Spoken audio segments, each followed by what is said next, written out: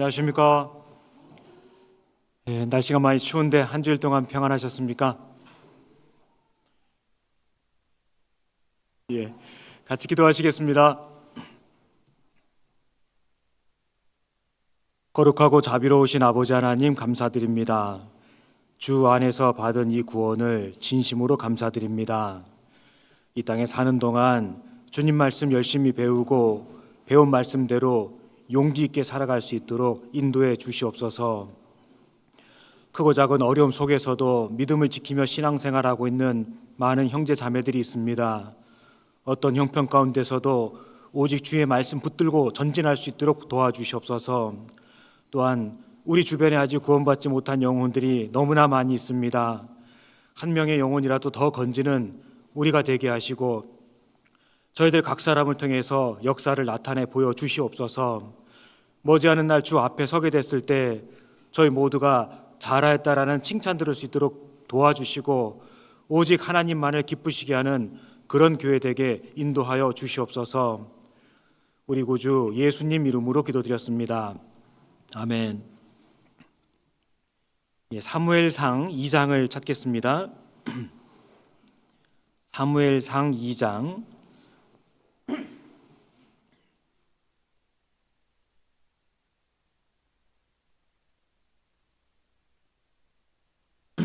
사무엘상 2장 12절 사무엘상 2장 12절 제가 읽겠습니다. 엘리의 아들들은 불량자라 여호와를 알지 아니하더라. 그 제사장들이 백성에게 행하는 습관은 이러하니 곧 아무 사람이 제사를 드리고 그 고기를 삶을 때에 제사장의 사환이 손에 새 살 갈고리를 가지고 와서 그것으로 남비에나 소태나 큰 솥에나 가마에 찔러 넣어서 갈고리에 걸려 나오는 것은 제사장이 자기 것으로 취하되 실로에서 무릇 그곳에 온 이스라엘 사람에게 이같이 할 뿐 아니라 기름을 태우기 전에도 제사장의 사환이 와서 제사 드리는 사람에게 이르기를 제사장에게 구워드릴 고기를 내라. 그가 내게 삶은 고기를 원치 아니하고 날 것을 원하신다 하다가 그 사람이 이르기를 반드시 먼저 기름을 태운 후에 내 마음에 원하는 대로 취하라 하면 그가 말하기를 아니라 지금 내게 내라. 그렇지 아니하면 내가 억지로 빼앗으리라 하였으니 이 소년들의 죄가 여호와 앞에 심히 크면 그들이 여호와의 제사를 멸시함이었더라. 25절 같이 읽겠습니다.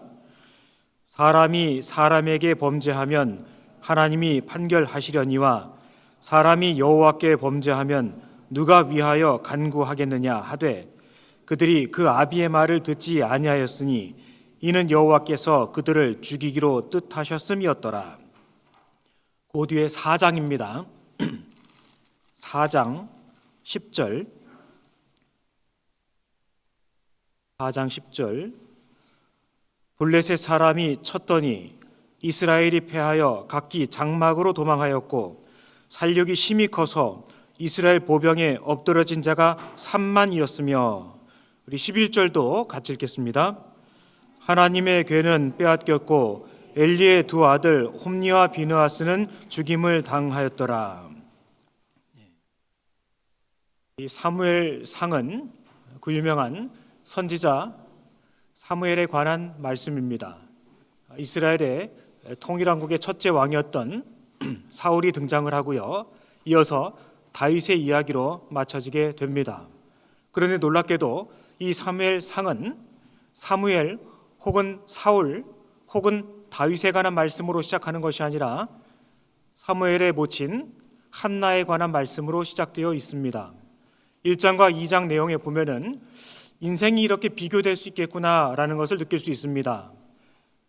우리 형제 자매님들께서 이 한나와 혹은 엘리, 홈니 비느하스, 사무엘 관련된 말씀들은 정말 많이 들으셨으리라 생각이 됩니다. 자, 1장만 보더라도 똑같은 아내인데 분인나와 한나의 삶이 비교가 되지 않습니까? 자, 2장에 넘어가서요. 똑같은 부모인데 어머니로서의 한나의 모습과 아버지로서 엘리 대제사장의 모습이 비교가 되지 않습니까? 자, 홈리와 비느하스라는 대제사장의 가장 탁월하게 여기는 집안에 두 아들이 있었습니다. 그리고 또 다른 아들 사무엘이 있었습니다. 3장에 넘어가면은요, 똑같이 아들들이지만 그들의 삶이 너무나 비교가 되고 있다는 것을 볼 수가 있습니다. 자, 엘리의 뒤를 이어서 사무엘이 제사장 사사의 역할을 이어가게 되는데요. 자, 동일한 제사장, 대제사장의 직분을 맡았다 할지라도 엘리 대제사장의 모습과 사무엘의 모습은 너무너무 비교가 되고 있지 않습니까? 자, 우리는 기본적으로 누구하고 비교하는 것, 특히 비교 당하는 것을 좋아하는 사람은 없을 것입니다. 그러나 내가 어떤 삶을 살아가고 있는지는 하나님께서 분명하게 판단하고 계시다는 것도 늘 생각해 봐야 될 것입니다. 신약 성경에 넘어가면은요, 향유 옷값을 깨뜨린 마리아에 관한 말씀이 기록되어 있습니다. 예수님께서 얼마나 칭찬하셨습니까? 저는 내 장사를 미리 준비하노라 라고 말씀하셨습니다. 그 여인의 행한 일에 대해서는 복음이 전해지는 온 천하에서도 기념되게 할 것이다 라고 말씀하셨습니다. 그 말씀 그대로 2000년이 지난 지금도, 3000년이 지난 지금도 우리는 사무엘을 논하고 있고 한나를 논하고 있고 그리고 또 마리아를 논하고 있는 겁니다.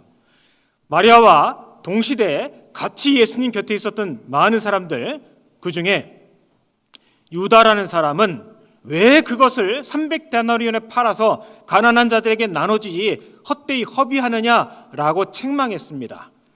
자, 같은 동일한 사건이 동일한 인물을 통해서 주어지고 있습니다.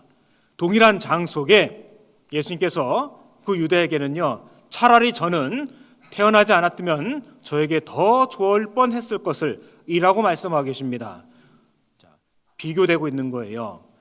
옆에 있는 사람하고 비교하실 필요 없습니다. 내가 정말 하나님의 자녀로 거듭난 것이 맞다면 나는 현재 무엇을 추구하고 있으며 하나님 보실 때 어떠한 삶을 살아가고 있느냐라는 것을 일깨울 필요가 있는 겁니다. 새해가 시작된 지 정말 눈 깜짝할 사이에 1월이 다 지나갔습니다. 오늘 사무실에 들어갔더니요, 2월달 달력이 붙어 있더라고요. 1월이 언제 지나갔는지 모르겠습니다. 이번 달도 그럴 거라고 생각되지 않습니까? 이번 달은 더 짧아요. 28일밖에 없습니다. 자, 금방 학예 수행에 다가오죠. 금방 가을 오고 또 겨울이 다가올 것입니다. 우리는 이 한 해를 마지막처럼 여기고 살아야 된다. 틀렸습니다. 진짜 마지막이라고 생각하고 정말 그렇게 살아야 됩니다. 마지막이 될지도 몰라가 아니에요. 그런 각오가 없이 이 시대에 어떻게 전도하고 구원받은 자녀로서 생을 살아갈 수가 있겠습니까? 기도 많이 하고 계시죠? 예, 좋습니다. 잘하셨습니다. 그런데 작년만큼 기도해서는요, 올해 사람들 건지기 어렵습니다. 제가 지난번에도 말씀드렸습니다. 왜 그런 줄 아십니까? 세상이 그만큼 악해졌거든요. 우리 주변에 살아가고 있는 사람들이 이전보다 더욱더 하나님을 등지는 쪽으로 살아가고 있거든요. 그렇기 때문에 우리가 기도하지만 작년만큼 기도해서는요, 작년에 그 사람들 전도하기 어려운 겁니다. 우리가 봉사하고 있지만 작년 정도 봉사에서는요, 올해 더 큰 역사를 이뤄내기가 어려운 거예요. 학예 수양회만 생각해봐도 그렇습니다. 1차, 2차 나눠져 있습니다. 인원은 똑같은데 두 번의 동일한 봉사를 치러야 됩니다. 어떤 각오를 하고 계십니까? 혹시 나는 그 중간에 애매하게 토, 일, 월, 화 이전처럼 그냥 이렇게 왔다 갔다 해야 되겠다, 그러시면 안 됩니다. 마음 먹으셔야 돼요. 내가 내 차수에서는 말씀 듣고 전도하고 또 조금 더 시간 내서 다른 차수에서는 봉사해 줘야 되겠다. 하나님 보실 때 그게 훨씬 더 아름답지 않겠습니까? 물론 개인적인 사정들은 있을 것입니다. 그럼에도 불구하고 내가 어떻게 하면 더 일을 할 수 있을까? 어떻게 하면 주님 역사를 이루어내는데 동참할 수 있을까? 그거 생각해야 되는 겁니다. 그 각오가 없이는요, 시간은 그냥 막 가게 돼 있어요. 어떤 분들은 그래요. 너무 바빠서 봉사하기 어렵다고. 그 핑계인 거 본인 양심도 알 거예요. 우리 평생 바빠요. 그렇지 않습니까? 노는 애들도 항상 바빠요. 안 바쁜 사람이 없어요. 내가 일이 많아서 교회 일은 나중에 해야 되겠습니다. 반대로 생각하셔야 됩니다. 일이 있음에도 불구하고 바쁨에도 불구하고 과감하게 정리하고 봉사에 들어왔을 때 하나님께서 그 일들을 정리해 주시는 것을 비로소 그때 경험하게 되는 거예요. 교회 속에서 일하고 있을 때 하나님께서 내 삶을 가장 탁월하게 만들어주시는 겁니다. 일하셔야 돼요. 정말 일하셔야 됩니다. 시키는 일뿐만 아니라 내가 알아서 일하셔야 되는 거예요. 오늘 교회당에 오는 와중에 보니까요, 눈이 정말 많이 쌓여 있더라고요. 우리 교회당에도 저기 눈인지 얼음인지 아주 수북하게 쌓여 있는 거 봤습니다. 저거 치우시느라고 고생 많이 하셨을 것 같아요. 그죠? 근데 눈이 내릴 때 집 앞마당에 눈들 잘 치우시죠? 아마 열심히 치우실 겁니다. 눈이 내릴 때 교회당으로 달려오신 분들 몇 분이나 계십니까? 감히 여쭤봐서 죄송합니다. 지금 눈이 펄펄펄펄 내리고 있는데 내 하등어 빨리 서둘러 마치고 내 집마당보다 빨리 교회당 가서 사람들이 들락거릴 수 있도록 교회당 눈 치워야 되겠다. 달려오신 분들 계시겠지요. 잘하신 겁니다. 그게 정상이에요. 당연히 그래야 되는 겁니다. 우리 청년들 많이 있습니다. 이 지역에 눈이 정말 많이 왔는데요. 거리가 멀어서 교통이 막혀서 아니에요. 마음만 있으면 올 수 있는 거예요. 여기서 주님 말씀이 전해지고 여기서 신앙생활이 이루어지고 여기서 전도가 이루어지는데 내 집 마당은 말끔하게 치워놨는데 교회당은 눈이 퍽퍽 쌓여서 얼고 있다. 그것을 그냥 둘 수 있느냐? 그럴 수 없다라는 겁니다. 청년들 어떻게 하셨는지 궁금해 죽겠습니다. 솔직히. 저는요, 우리 교회에 있으면서 감사한 것들이 한두 가지가 아닌데요. 그 중에 하나가 보세요. 우리 어머니 모임은 어머니회죠. 청년들 모임은 청년회예요. 근데 결혼한 이 형제들 모임은 아버지회가 아니에요. 봉사회죠. 너무 기가 막히게 이름 짓지 않았습니까? 봉사란 뜻이에요. 봉사의 본이 되란 뜻인 겁니다. 에헴하고 뒷짐짓고 있는 거 교회에서 허락하신 적이 없어요. 봉사라고 봉사회라고 붙여주신 겁니다. 저도 봉사회거든요. 그래서 물론 시작부터 이런 말씀 드리려고 했던 건 아닌데요. 어쨌든 한 해가 시작된 지가 엊그제 같은데 벌써 이렇게 한 달이 지나가 버렸습니다. 하나님 앞에 무엇을 내놓을 건지 우리는 늘 계산해야 되는 거예요. 은행의 통장 잔고에 뭐 환율이 올랐네 내렸네 기름값이 올랐네 내렸네 그 계산할 게 아니고요. 내가 정말 하나님 앞에 오늘 밤 당장이라도 주님을 만나게 되는데 나는 어떤 기도를 하고 살았고 실제 무엇을 하고 살고 있느냐 이것을 매일같이 계산해 봐야 되는 겁니다. 왜 그런 줄 아십니까? 시간이 너무 빨리 지나가요. 너무 빨리 지나가지 않습니까? 자, 이 당대에 가장 유명했던 사람이 아마 이 엘리 대제사장이었을 것입니다. 가장 탁월한 가문이었다라고 생각이 되죠. 하나님을 누구보다도 가장 가까이서 섬겼던 사람이라고 얘기할 수 있을 것입니다. 그에게 두 아들이 있었습니다. 대제사장의 아들들 홈니와 비느하스. 어쩌면 태어나면서부터 하나님께서 가르쳐 주신 규례와 절차와 예법에 능통했을 것 같습니다. 이 엘리 대제사장이 40년 사사의 역할을 했거든요. 그 속에서 이 홈니와 비느하스는 정말 철저하게 많은 것들을 배웠고 보았을 것이 틀림없습니다. 2장 속에 보면은요, 그 행하는 악행 속에서도 제사가 어떻게 치러지는지를 알기 때문에 탈취하잖아요. 그 방법을 알기 때문에 내놓으라고 요구하고 있지 않습니까? 자, 그들은 그 당대 많은 사람들에게 대제사장의 아들들 홈니와 비느하스 대단하지. 자, 근데 하나님 보실 때는 어땠습니까? 불량자라 말씀하셨습니다. 썩었단 뜻이에요. 영어 성경에 보시면은 썩은 겁니다. 가장 좋은 집안에 어려서부터 하나님의 성막에 들락거리면서 길리움 받았을 것입니다. 많은 사람들의 칭찬이 있었겠죠. 제사장들이었습니다. 그런데 하나님 보실 때는 불량자라고 말씀하고 계십니다. 2장 12절 제가 다시 읽겠습니다. 엘리의 아들들은 불량자라 여호와를 알지 아니하더라. 이게 얼마나 비극적인 말씀입니까? 태어나면서부터 혹은 어려서부터 가장 가까이서 하나님 섬기는 것을 보고 배웠을 터인데 많은 사람들의 칭찬이 있었을 것이고 실제로 지식적으로 아는 것도 많았을 것입니다. 그런데 하나님 보실 때는 판단이 전혀 다른 거예요. 썩었다고 말씀하십니다. 그들이 여호와를 알지 아니하더라. 아마 지식적으로는 누구보다도 잘 알고 있었을 거예요. 그러나 하나님 보실 때 그들은 하나님을 알지 못했습니다. 경외하지 않았다는 뜻이에요. 배운 말씀대로 실천하지 않았다는 뜻인 겁니다. 들은 것은 많을지 모르겠지만 삶 속에 적용된 것은 단 한 개도 없었다라는 그런 끔찍한 의미가 될 것입니다. 이 말씀이 참 무서운 거예요. 저도 우리 교회 속에서 구원을 받았고 제 자녀들도 이 교회 속에서 길리움을 받고 말씀을 듣고 배우고 있습니다. 근데 그 영혼이 정말 거듭났을까? 하나님만 아시겠지요. 자신은 알겠지요. 두려운 마음이 왜 없겠습니까? 그저 잘 되겠지. 어떤 분들은 생각합니다. 난 구원받은 날짜도 있습니다. 그래서요. 구원받은 날짜하고 구원받은 거하고 무슨 상관입니까? 날짜는 아무거나 지어서 얘기할 수도 있습니다. 교회 속에서 봉사하고 있다는 것이 그 사람의 신앙을 보증하는 것도 결코 아닙니다. 초대교회 당시에 교회 일을 위해서 7 집사를 세웠습니다. 그 중에 니골라가 있었습니다. 예수님의 12 사도 가운데 가롯 유다가 있었습니다. 천군 천사 중에 하나님을 대적한 자가 있었죠. 그리고 그 대적한 자를 쫓아갔던 무리가 무려 3분의 1이나 된다라고 성경에 기록되어 있습니다. 배도자가 어디 있다는 뜻입니까? 가까운 데 있다는 뜻이에요.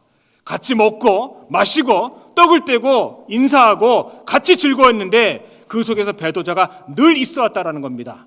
나는 어떨까요? 나는 정말 이 복음적인 교회에 있으면서 정말 복음을 경험했고 그 복음대로 살아가는 역사가 나타나고 있느냐 말입니다. 다소 불편하더라도 우리는 내 스스로 그것을 철저하게 점검하지 않으면요 도움받을 길이 없는 겁니다. 내가 내 영혼에 대해서 신경 쓰지 않는데 누가 도와줄 수 있겠습니까? 내가 내 영혼을 귀하게 여기지 않는데 어떻게 다른 사람의 영혼을 귀하게 생각할 수 있겠습니까? 엘리의 아들들이 잘못했던 것 중에 딱 드러나는 게 뭔 줄 아십니까? 아버지의 말을 안 듣잖아요. 집안에서도 가만히 보십시오. 아이가 똑똑하다 혹은 IQ가 높다 좋은 학교 갔다 다 필요 없습니다. 부모 말씀에 순종하지 않는 자가 어떻게 하나님 말씀에 순종할 수가 있겠습니까? 만일에 집안에 계신 부모님의 말씀에 순종하지 않는데 교회에 나와서는 하나님 앞에 순종하는 것처럼 보인다? 위선자로 키우는 거예요. 철저하게 가르쳐 주셔야 됩니다. 더 늦기 전에, 조금이라도 늦기 전에 그 부분에 대해서 확실하게 가르쳐 주셔야 돼요. 마찬가지로 하나님 아버지 앞에 서 있는 내가 정말 하나님 말씀을 두려워하고 그분을 경외하며 그 말씀이 바닥에 떨어질까 정말 간절한 마음으로 그 말씀을 이루어내기 위해서 애쓰고 있느냐, 내가 생각하지 누가 생각하겠습니까? 목사가 맨날 이런 얘기하면 잔소리한다고 생각 들잖아요. 솔직히 그렇지 않습니까? 시간이 이렇게 빨리 갈 줄 말은 하고 있지만 정말 빠른 거예요. 올 한 해 어떤 분들이 주님 앞에 또 가게 되실지 알 수가 없습니다. 작년에도 많은 분들이 앞서거니 뒤서거니 주님 앞에 가셨죠? 그 다음 순서는 누구일까요? 내가 아니란 보장도 없습니다. 내 부모님 늘 내 곁에 나의 기댈 의지가 되실 줄 알았지만 항상 계신 것도 아니더라고요. 그렇지 않습니까? 내게 주어진 시간이 정말 짧은 거예요. 자, 엘리 제사장의 그 2 아들들 정말 태어나면서부터 정말 어쩌면 정말 어려서부터 하나님의 모든 제사의 규정과 규례와 율법 속에 많은 것들을 보고 살았을 수 있습니다. 아마 틀림없이 그랬을 겁니다. 그럼에도 불구하고 하나님을 알지 못했습니다. 하나님을 경외하는 방법을 배우지 못했고 아버지 말씀에 순종하는 것을 배우지 못했고 철저하게 이기적이었습니다. 자신의 욕망에 사로잡혀서 노예처럼 살아갔던 대표적인 사람이 홈리와 비느하스라고 말할 수 있을 겁니다. 우리도 스스로를 점검해 봐야 돼요. 물론 우리가 구원받았다고 해서 완벽하게 신앙생활을 하느냐? 당연히 그건 아니죠. 그러나 내가 배운 말씀대로 살아가지 못하는 내 자신을 발견했을 때 틀림없이 구원받은 사람 마음속에 갈등이 있는 거예요. 고통이 있는 거예요. 어려움이 있는 겁니다. 어쩔 수 없지 뭐 그런 말이 나올 수가 없는 거예요. 과거에 로마에서 군대에서 탈영병이 생기면은 탈영병은 죽였거든요. 근데 죽이기 전에 형벌로 주는 형벌이 있었답니다. 그게 뭐냐면요, 붙들어다가 시체 있죠, 시체를 그 탈영병하고 꽁꽁 밧줄로 묶어놓는답니다. 어떨 것 같아요? 그 썩어가는 시체하고 24시간 묶여 있는 거예요. 썩어가는 시체하고 산 사람하고 누가 고통을 느끼겠습니까? 당연히 살아있는 사람이 고통을 느끼지 않겠습니까? 마찬가지예요. 내가 보라, 이전 것은 지나갔으니 새 것이 되었도다, 하나님의 자녀가 된 것이 명백히 맞다면 이런 새 사람, 산 사람이 된 거예요. 아담에 속한 것들이 있죠? 물론 내 속에 여전히 있습니다. 근데 그게 고통으로 다가오지 않는다? 이상한 거 아니겠습니까? 내가 여전히 구원받기 전처럼 거짓말하고 미워하고 시기하고 그러고 살아가는데 고통이 없는 거예요. 그거 죽었다는 증거죠. 교회 속에서 같이 봉사하면서도 시기합니다. 누구를 원망합니다. 자기 뜻이 관철되지 않으면은 마치 그 사람이 잘못된 것처럼, 교회가 잘못된 판단한 것처럼 뒤에 가서 비난합니다. 만약에 그러고 있다면요, 그러고 있음에도 불구하고 마음에 찔림이 없고 고통이 없다면 그건 죽었다는 뜻인 거예요. 그죠? 아니, 시체하고 산 사람을 묶어놨는데 시체가 무슨 고통을 느끼겠습니까? 한 해가 이렇게 지나가고 있는데 나는 작년보다 하나님 보실 때 얼마나 더 나은 사람이 됐는가? 나는 구원받을 때 무엇이 변했으며, 지난 세월 속에 무엇이 변했으며, 또 지금 무엇이 변해가기를 원하고 있고, 또 어떤 모습으로 주님 앞에 서게 될 것인가? 이것을 정말 생각해 봐야 됩니다. 우리 청년들, 눈 오는 날 교회당에 눈 치우러 왔어요? 계속 얘기하게 생겼네. 그게 별거 아닌 것 같지만 그게 진짜 중요한 거예요. 그렇지 않습니까? 우리가 지식적으로는 너무 많이 알고 있다고 생각하지 않습니까? 서두에 말씀드린 것처럼 홈리, 비느하스, 엘리, 사무엘, 분인나, 우리 일반적으로 알고 있죠. 근데요, 일반적으로 교회 다니는 분들 홈리, 비느하스, 분인나 대부분 몰라요. 제가 실제 여쭤봤거든요. 얼마 전에 상담하면서. 교회를 수십 년 다니는데도 처음 들어보는 이름인데요, 몰라요. 자, 우리는 알고 있습니다. 그런데 알고 있다는 것 자체가 내 삶에 어떤 영향력을 미쳤으며 어떤 교훈을 내가 받고 있느냐 말입니다. 그건 차원이 다른 거예요. 그러니까 생각해 봐야 돼요. 그들은 철저하게 제사장 가문에서 태어나서 보았고 배웠고 들었을 겁니다. 그런데 그들은 여전히 개인적인 욕망에 사로잡혀 있었고 하나님을 멸시했고 결국 비참하게 죽을 수밖에 없었습니다. 더 자세히 보면은요, 사실 그들만 죽은 게 아니에요. 사무엘 3장과 4장에 블레셋과의 전쟁에서 4천 명이 죽었죠. 결국 땅의 보병이 3만 명까지 죽게 됩니다. 그 두 사람 때문에. 법궤 끌어다가 그것을 마치 하나님을 전쟁의 승리의 부적인 양, 하나님을 도구로 이용해 먹으려고 했거든요. 법궤는 빼앗겼습니다. 홈리와 비느하스 죽었습니다. 늘상 의자에 앉아 있었던 엘리 자빠져서 목이 부러져 죽었습니다. 비느하스의 아내가 마침 그 순간에 아기를 낳고 있었습니다. 아들을 낳았습니다. 기뻐하라. 근데 기뻐할 수가 없는 거예요. 아들의 이름을 무엇이라고 지었습니까? 이가봇. 갑옷이 영광이란 뜻입니다. 이는 떠났다는 뜻이에요. 여호와 영광이 떠났도다. 자, 남편 죽었죠. 시아버지 죽었죠. 전쟁에서 패했죠. 법궤는 뺏겼죠. 하나도 기쁘지가 않은 거예요. 지금도 유대인들에게 있어서 이가봇, 이것은 가장 고통스럽고 정말 슬픈 그런 단어라고 합니다. 이가봇. 그 사건이 있었던 거예요. 이 홈리와 비느하스, 세상 말로 그 잘나가는 대제사장 집안의 레위 자손으로서 어려서부터 길리움을 받았는데 어떻게 이렇게 살아갈 수 있을까? 아이고 왜 이랬대? 아니라니까요. 나는 어떤 삶을 살고 있는지 살펴봐야 되는 거예요. 자녀들이 있다면 내 자녀들은 어떠한지 그것도 생각해 볼 필요가 있는 겁니다. 엘리의 아들들은 불량자라 여호와를 알지 아니하였더라. 여기에 큰 간격이 있는 거예요. 어쩌면 그들은 여호와를 잘 안다고 자부했을 거예요. 그런데 하나님 보실 때는 아니다. 너희들은 불량자다. 너희들은 썩었다. 나를 전혀 알지 못한다. 하나님이 나를 보실 때 어떻게 생각하실까요?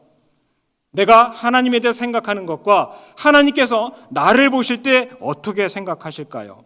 그거 정말 중요한 문제지 않겠습니까? 그러니까요, 이 홈리와 비나스의 사건들을 쭉 이렇게 묵상을 해보면은 단편적으로는 내가 평생 혹은 오랜 시간 교회 다녔지만 불신자가 있을 수 있겠구나. 그 교훈을 우리에게 준다라고 생각합니다. 내가 정말 구원받았을까? 내가 정말 성령 받았을까? 내가 정말 천국에 들어갈 확실한 소망을 갖고 살아가는 사람일까? 자, 누구나 얘기는 할 수 있어요. 그럼 그 다음에 나오는 게 있어야 되는 겁니다. 증거가 있느냐 말입니다. 무엇으로 그것을 입증하겠느냐 말입니다. 그것이 중요한 거예요. 여기 22절, 엘리가 매우 늙었더니, 사무엘상 2장입니다. 사무엘상 2장 22절, 엘리가 매우 늙었더니 그 아들들이 온 이스라엘에게 행한 모든 일과 회막문에서 수종드는 여인과 동침하였음을 듣고 그들에게 이르되 너희가 어찌하여 이런 일을 하느냐? 내가 너희의 악행을 이 모든 백성에게서 듣노라. 일부만 알고 있는 게 아니라 온 백성들에게 소문이 자자했던 겁니다. 그 악행하는 것이 말입니다. 아버지가 충고하고 있죠? 염려하고 있죠? 그런데 안 듣는 겁니다. 그 아버지 말이라도 좀 정신 차려 들었으면 그때라도 돌이킬 수 있었을 텐데 안 듣는 거예요.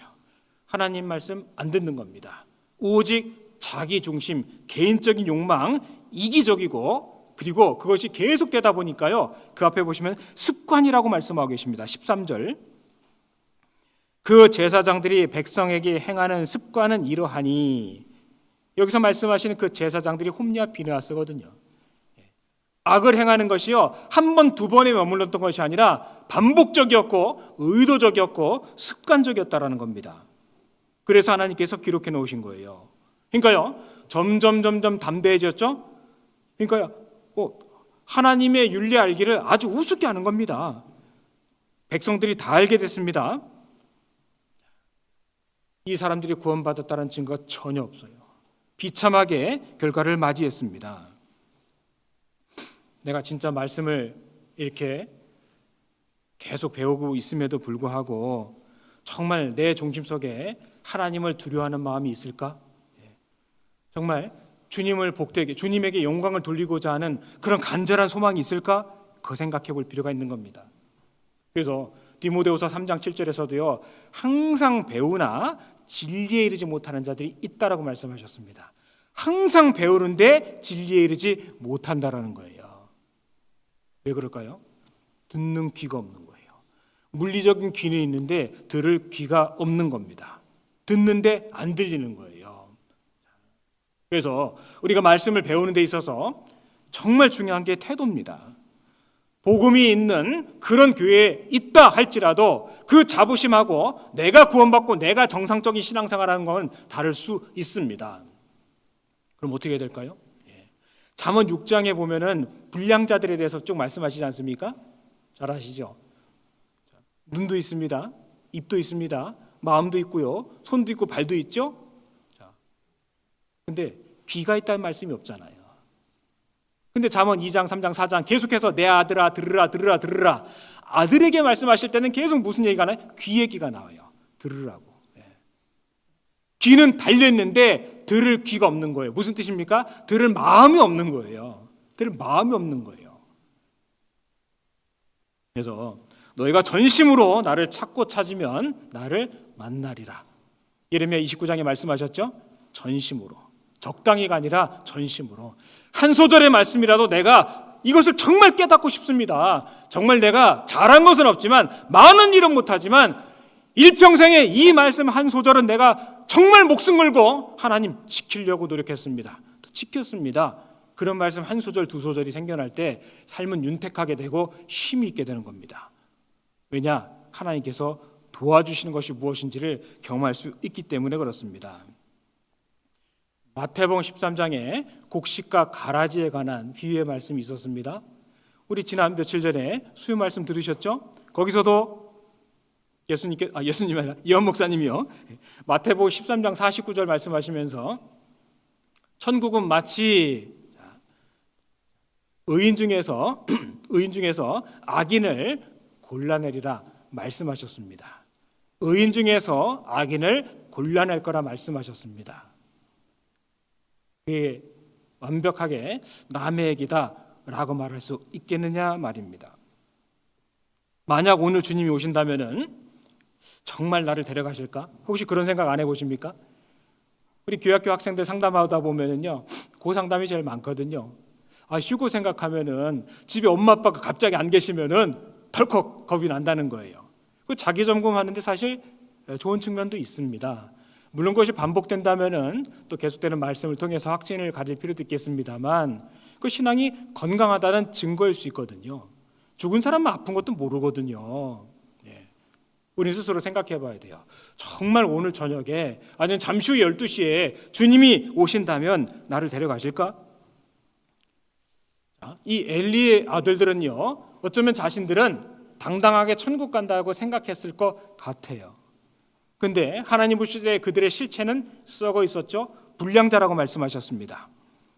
적은 무리여 무수어 말라, 예수님께서 말씀하셨는데요, 나는 정말 적은 무리 속에 있느냐 말입니다. 청함을 받은 자는 많되 택함을 입은 자는 적다라고 말씀하셨습니다. 어떠한 말씀 속에서도 어떤 말씀에 내가 견주어 보아도 내 신앙과 믿음이 진짜 확실한지 생각해 봐야 됩니다. 저 복음 아는데요.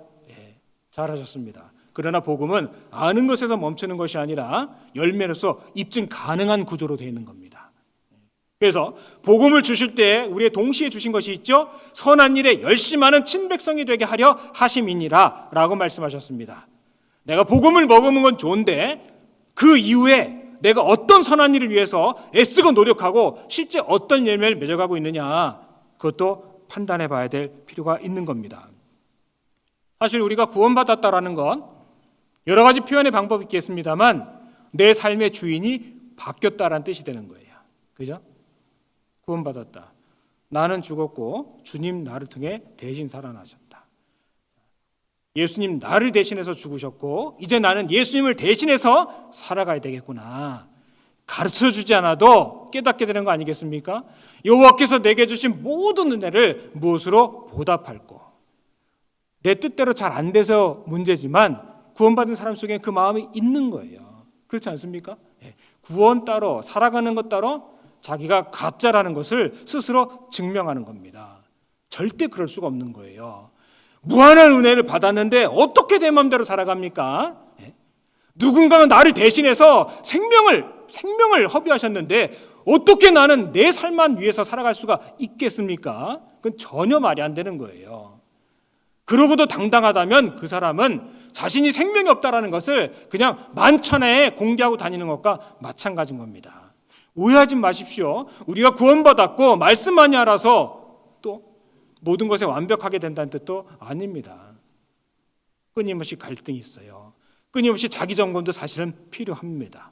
주님의 뜻을 위해서 말입니다. 구원받았다라는 것은 한마디로 내 삶의 주인이 바뀌셨다라는 거예요. 그래서 우리는 예수님이 구세주일 뿐만 아니라 나의 주가 되시는 거잖아요. 주인이 되시는 거라고요. 주인이 바뀌었기 때문에 삶의 가치관이 바뀌고 목적이 달라질 수밖에 없는 거예요. 목적이 달라지기 때문에 삶의 방식이 자연스럽게 시간이 가면서 바뀌게 돼 있습니다. 교회 중심으로, 말씀 중심으로.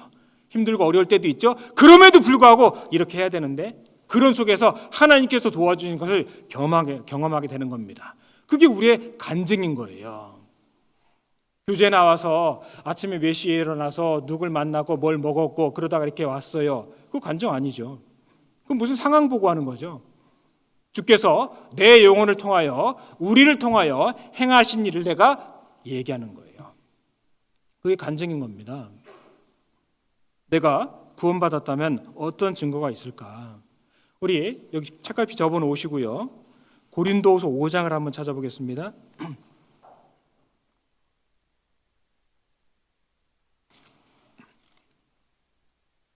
고린도후서 5장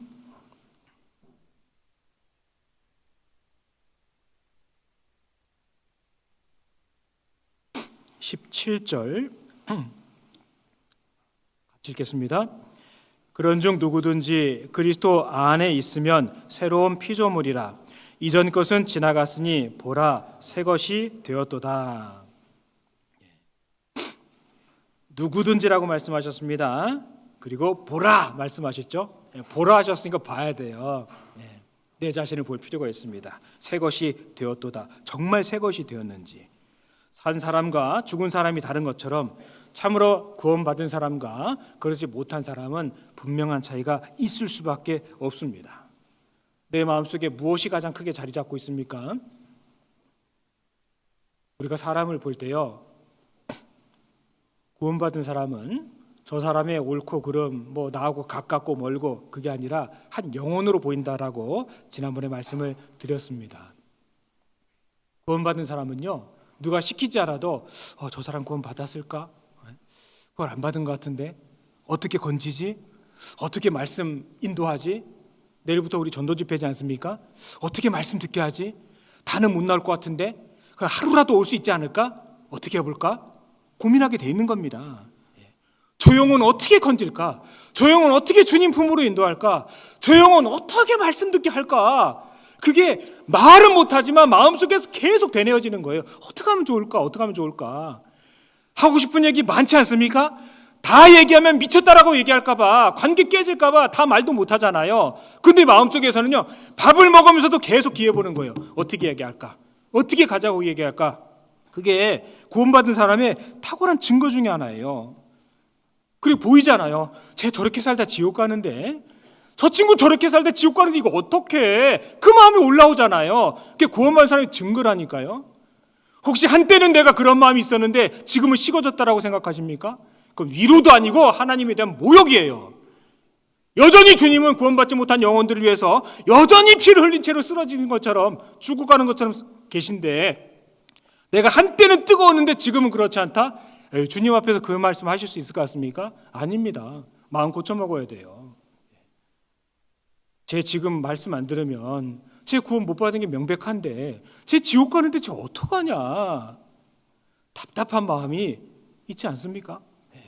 그러니까 그리스도인들은요, 기도를 안 하고는 살 수가 없는 거예요. 이 마음을 누가 알아주겠습니까? 세상 친구들 절대 몰라줍니다. 절대 몰라줍니다. 알 수가 없는 거예요. 그러니까요, 열심히 살려고 하는 사람들은요, 그 이전에 구원받은 사람은 기도를 안 하고는 살 수가 없게 돼 있습니다. 내 마음을 누가 알아주느냐고요. 사무엘상 1장에 한나가 그 슬픈 마음을 갖고 때마다 성전에 올라갑니다. 오래도록 기도했죠.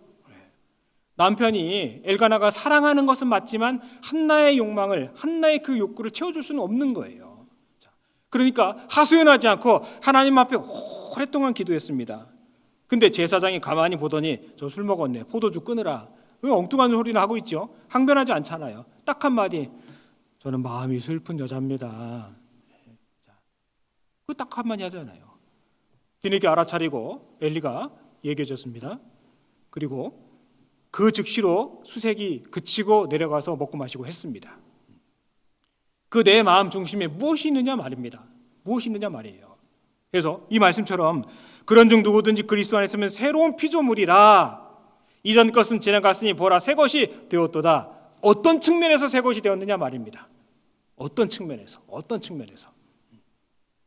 저 영혼 저렇게 살다 지옥 가는데, 쟤 지금 구원 못 받았는데 저거 어떡해? 나 어떡해라는 마음이, 소리가요, 구원받은 사람 속에서는요 나오게 돼 있는 겁니다. 우리 많은 분들이 앉아 계십니다.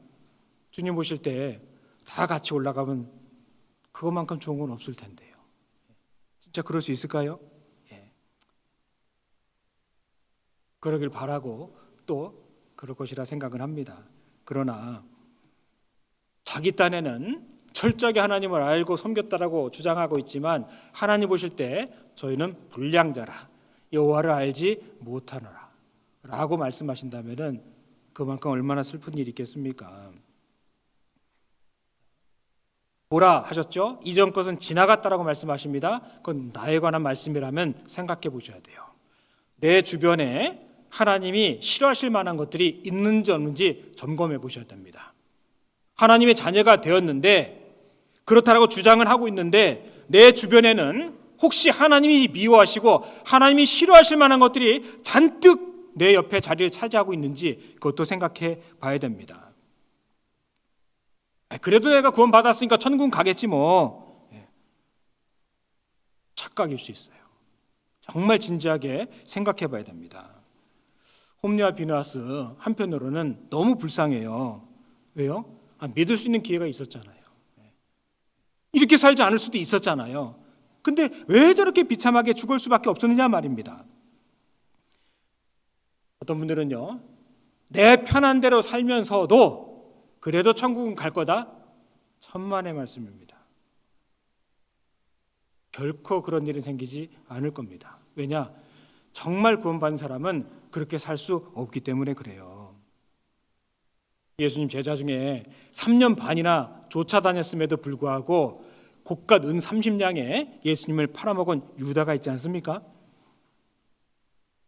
어찌되었건 정말 거듭난 사람에게는요, 크든 적든 확실하게 거듭난 사람에게는요, 삶의 변화라는 게 있을 수밖에 없는 겁니다. 대표적으로 예수님 돌아가셨을 때 그 곁에 있는 제자들 정말 겁쟁이들처럼 도망갔지 않습니까? 도망갔습니다. 문을 걸어 잠그고 소리 없이 웅크리고 앉아 있었습니다. 그런데 그들이 사도행전에 넘어가서는요, 목숨을 걸고 정말 목숨을 불사하고 복음 전하다 순교당한 사람들로 변화되게 되었습니다. 무슨 일이 있었던 걸까요? 그 사이에 오순절 성령 강림 사건이 있었던 거예요. 성령 받은 겁니다. 등은 있었는데 기름이 없었던 거죠. 거기에 기름이 부어지고 불이 붙은 거예요.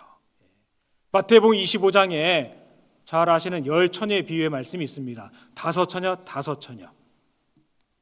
똑같이 신랑을 기다리고 있었죠. 똑같이 졸았습니다. 똑같이 등을 갖고 있었습니다. 신랑이 왔을 때 똑같이 따라 나가려고 했습니다. 그러나 5처녀는 갔는데 미련한 5처녀는 함께 가지 못했습니다. 결정적인 차이는 기름이었습니다. 성령이라 말씀하셨습니다. 등 외형적으로 보면은요 비슷해 보여요. 다 등은 있어요. 이사야 42장에 꺼져가는 심지, 그 말씀이요 마태복음 12장에 보면은 등불이라고 등불을 심지라고 말씀하고 계시거든요. 그래서 유대인들이 결혼식 문화에는요 전통적으로 들러리들은 한 번도 사용하지 않은 등을 준비를 한다고 합니다. 그러니까 심지는 있는 거예요. 기름이 없으니까 심지에다 불 붙이면은요 타는 것처럼 보이다가 고약한 냄새 나면서 딱 꺼져버리는 거죠. 이게 꺼져가는 심지, 등불이라 말씀하고 계신 겁니다. 기름이 있느냐 말입니다. 그래서 이스라엘에 하나님께서 역사하시는 속에서 많은 사건들, 일들이 있었습니다. 그런데 관통하는 내용은 늘 똑같아요. 하나님 보실 때는 똑같은 겁니다. 곡식과 가라지, 알곡과 쭉정이 의인과 악인을 구별할 것이다. 그는 창세기 1장서부터 요한계시록 끝날 때까지 변하지 않는 성경을 관통하고 있는 내용이에요. 나는 어느 편에 서 있느냐 말입니다. 나는 무엇을 추구하고 살아가고 있느냐 말입니다. 물론 완벽하진 않아요. 완벽 정도가 아니라 부족한 것 투성입니다. 아는 것도 거의 없다시피 합니다. 그런데 그 얼마 안 되는 것일지라도 무엇을 위해서, 누구를 위해서, 어디에 바치고 사용하고 있느냐 말입니다. 어떤 분들은 봉사를 권한을 받았을 때 저는 은사가 좀 없어서요. 과연 그럴까요? 통상 보면 그렇지 않습니다. 은사가 없음에도 불구하고 제가 순종하는 마음으로 하겠습니다. 그분들에게는요 하나님이 없던 은사도 주시더라고요. 제가 교회 생활하면서 배운 것들 중에 하나가 그겁니다. 순종하는 사람에게는요 없던 은사도 주셔요. 그렇게 해서 교회를 위해서 하나님께서 써먹으실 수 있도록 다듬어 가시고 만들어 가십니다. 나는 건강이 부족해서 아닙니다. 여러분, 과부에 2렙돈 1달러 50센트밖에 안 되는 것 바쳐졌습니다. 생활비 전부라고 말씀하셨죠? 엘리야를 만났던 사라밧 과부 통에 가루 한 움큼하고 병에 기름 조금이었습니다. 그것을 떡을 만들어서 그 작은 떡 하나, 얼마나 작았으면 성경에 작은 떡이라고 해놨겠습니까? 진짜 작았던 것 같아요. 작은 떡 하나 엘리야에게 바쳤습니다. 그 작은 그 떡 하나 바쳤는데 3년 반 동안 그 기근 속에서 먹고 마실 수가 있었습니다. 그렇지 않습니까? 마찬가지예요. 내가 건강이 부족해서 부족하죠. 당연히 넉넉한 사람이 어디 있겠습니까? 물질이 부족하지요. 시간이 부족하지요. 그럼에도 불구하고 하나님 앞에 비록 적은 것이지만 바쳤을 때 하나님께서 역사하신다고요. 그래서요, 뿌리는 자에게는요, 심을 것과 먹을 것도 주신다라고 하셨습니다. 오히려 내가 악착같이 살아가려고 할수록 더 궁핍하고 힘들게 되는 게 신앙의 원리 중에 하나입니다. 마음을 열어야 돼요. 주님 우리에 대해서 완전하게 팔 벌리시고 모든 것을 허락하셨던 것처럼 내가 교회에 대해서 신앙생활에 대해서는요, 더 적극적인 마음을 품어야 됩니다. 우리가 똑같이 구원을 받았습니다. 구원, 아이가 얻은 구원이나 노인이 얻은 구원이나 똑같잖아요. 신앙생활도 똑같아야 되는 거예요. 똑같이 기도하고 똑같이 희생하고 똑같이 헌신하고, 그게 하나님 보실 때 아름다운 교회일 것입니다. 요즘 청년들 직장, 제가 잘은 모릅니다만 보통 일주일에 40시간 일하나요? 45시간 일하나요? 그 정도 일할 거예요. 아마 그 이상 한다고 하면은 뭐 돈을 더 받든가 난리가 나겠죠. 돈 더 줘도 안 할 거라고 하는 분도 많을 겁니다. 근데 잘 생각해 보세요. 우리 어르신들 많이 계신데요. 제가 기억에 이렇게 스마트폰을 사용한 게 한 20년 됐을까 모르겠습니다. 기억이 정확치 않은데. 그리고 어디 운전해서 갈 때 제가 정확히 기억하는데요. 2003년도에 제가 교회 전도인으로 부름을 받았습니다. 들어가면은요, 이제 서울중앙교 여러 교구가 있기 때문에 교구를 이제 전도인들한테 배정을 해주시잖아요. 그러면 전년도에 그 교구를 맡았던 분들하고 모여서 뭐 하냐면은 구청에 가서 그 지역의 지도를 한 장을 얻어 갖고 와요. 그래서 그 지도에다가 여기 누가 살고 뭐 차는 여기다 대고 그거 인수인계 해주거든요. 2003년도까지는 그랬습니다. 근데 조금 지났더니 이제 드디어 그 차량에 그 GPS 내비게이션이라는 게 나오기 시작을 한 거예요. 그 이후에. 자, 지금 우리가 이렇게 많은 물질, 문명 이런 것들을 누리고 있는 게 정말 몇십 년이 안 됐습니다. 정말 몇십 년이 안 됐습니다. 여러분, 화장지가 지구상에서 사라진다고 생각해 보신 적 있습니까? 조금 좀 혐오스러운 얘기가 될 수 있는데요. 100년 전만 하더라도요, 유럽의 파리의 런던의 시내에 혹은 여인수 여관들 있지 않습니까? 그때 화장지 이런 거 없어질 거 아니에요. 그럼 어떻게 뒤처리했을까요? 매일같이 그 수많은 사람들이? 차마 말씀드리기가 어려운데, 공용 화장실 안에 스펀지를 작대기에다 묶어가지고 식초 푸른 항아리에다 그걸 넣어놨어요. 그걸 넣어놨어요. 작대기 하나를. 그 용변 보고 그 작대기에서 쓱 닦고, 다른 사람이 그거 갖다 쓱 닦고. 그게 100년도 안 된 얘기입니다. 우리가 지금 아무렇지도 않게 정말 안락하고 편안하고 풍요로운 여건 속에서 살아가고 있는데 문득 그 생각이 들더라고요. 이게 갑자기 저절로 이렇게 될 수는 없잖아요. 내 아버지 세대, 제가 조금 포함될지 모르겠으면 저보다 훨씬 앞선 제 아버지 세대, 그때 분들은요, 일주일에 40시간? 아니죠. 80시간, 90시간, 100시간은 일하셨을걸요? 휴일이 어디 있습니까? 쉬는 날이 어디 있습니까? 그분들이요, 일주일에 80시간, 90시간, 100시간, 110시간을 일해 오셨기 때문에 지금 이 시대에 이런 것들을 누리고 있다는 생각이 문득 들었습니다. 그건 맞을 거예요, 분명히. 자, 교회도 마찬가지입니다. 우리보다 앞서 구원받은 형제 자매님들의 그 엄청난 희생과 수고와 눈물과 땀이 있었기 때문에 우리가 지금 이렇게 편안하게 앉아서, 강당이 조금 춥긴 합니다만 그래도 이렇게 앉아서 말씀을 잘 들을 수가 있는 거예요. 그렇지 않습니까? 왜 이렇게 추워요?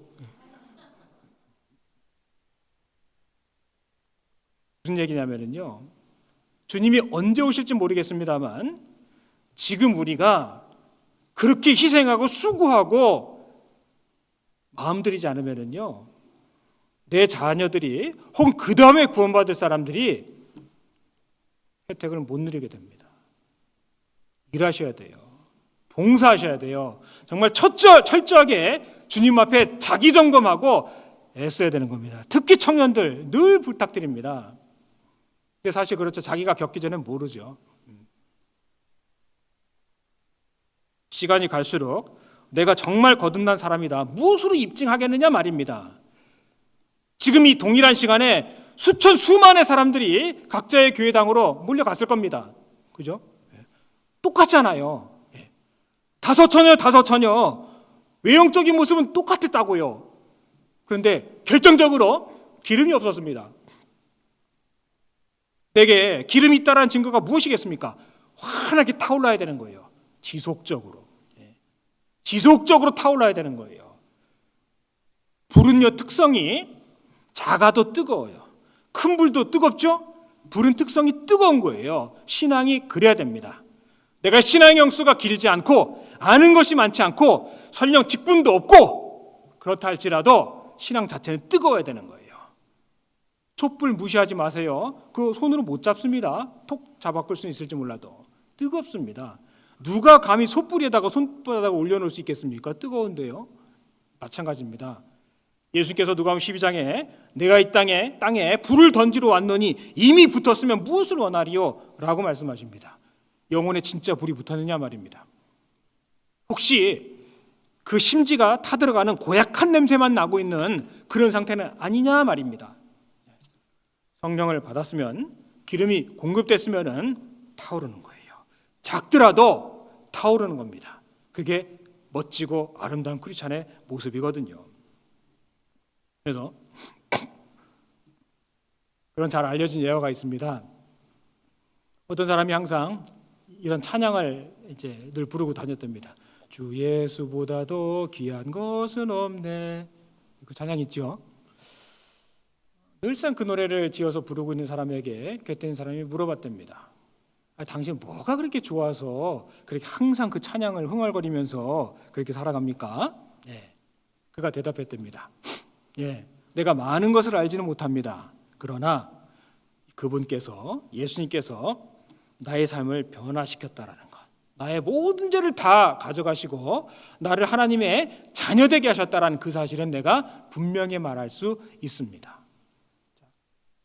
그 찬양을 작곡한 사람의 실제 이야기라고 합니다. 저는 그 얘기를 들었을 때 퍼뜩 떠오른 구절이 요한복음 9장 25절이었습니다. 날 때부터 소경된 자가 있었죠. 안식일에 예수님 만나 고침받았습니다. 유대인들이 질시했습니다. 비난했습니다. 부모를 불러왔습니다. 부모는 빠져나가려고 피할 구멍을 찾았습니다. 자, 소경되었다가 보게 된 자가 직접 유대인들 앞에 서게 됐습니다. 너 그 예수가 얼마나 죄인인지 아느냐? 그가 대답했죠. 그가 죄인인지 내가 알지 못하나 한 가지 아는 것은 내가 지금 보는 것이니이다. 너무 멋있지 않습니까? 예수님이 죄인지 뭔지 내가 알지는 못하지만 확실한 거 하나는 내가 그분을 만났고 그분의 손길을 탄 이후에 내가 보게 되었노라고 명백하잖아요. 무엇을 보고 있는지, 무엇을 경험했는지 그것이 명백한 겁니다. 그 날 때부터 소경되었다가 장성한 그 사람은요, 예수님이 죄인인 거 몰라요. 상관도 없어요. 확실한 것은 그분이 내 눈을 뜨게 해 주었다는 사실은 명백한 거잖아요. 자기가 경험했으니까. 우리가 그렇게 살아야 되지 않겠습니까? 요한복음 9장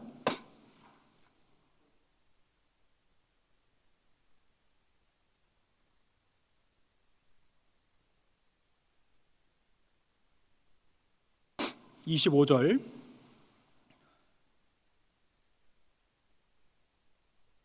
요한복음 9장 25절 같이 읽겠습니다. 대답하되 그가 죄인인지 내가 알지 못하나 한 가지 아는 것은 내가 소경으로 있다가 지금 보는 그것이니이다. 이게 확실해야 되는 거예요. 내 눈에 지금 뭐가 보이느냐? 뭔가 보이지 않겠습니까? 무엇입니까? 정말 천국이 보이십니까? 이 세상이 장망성, 장차 망해서 없어질 도성이라는 것이 보이십니까? 진짜 보이느냐 말입니다. 내 주변에 많은 사람이 있지만 누가 위대한 사람인지 보이십니까? 교회 속에도 많은 사람들이 있지만 정말 누가 큰 사람인지 보이십니까?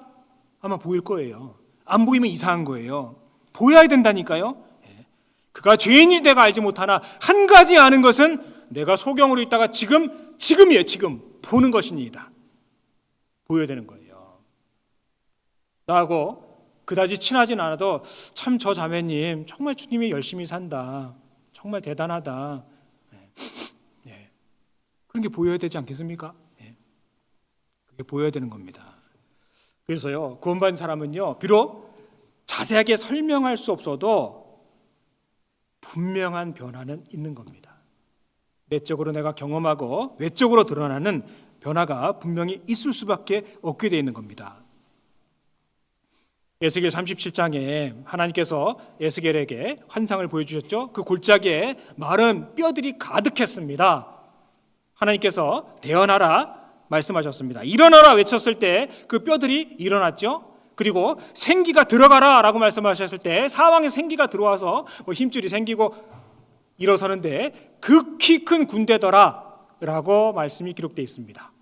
이스라엘 회복에 관한 말씀이죠. 마찬가지입니다. 우리도 교훈받을 수 있습니다. 사실 내가 주님을 알기 전에, 그분을 만나기 전에 나는 골짜기에 가득한 누구 한 사람 알아주지 않는 마른 뼈다귀 하나에 불과했었을 겁니다. 그런데 그런 내게 하나님께서 생기를 불어 넣어주시고 구원받은 하나님의 자녀가 되게 하신 겁니다. 그리스도인들은 그리스도의 군사의 일정이에요. 군사의 특징이 무엇입니까? 힘이잖아요. 용맹함이잖아요. 충성이잖아요. 순종이잖아요. 내가 어떤 삶을 살아가고 있느냐. 극히 큰 군대라고 말씀하셨습니다.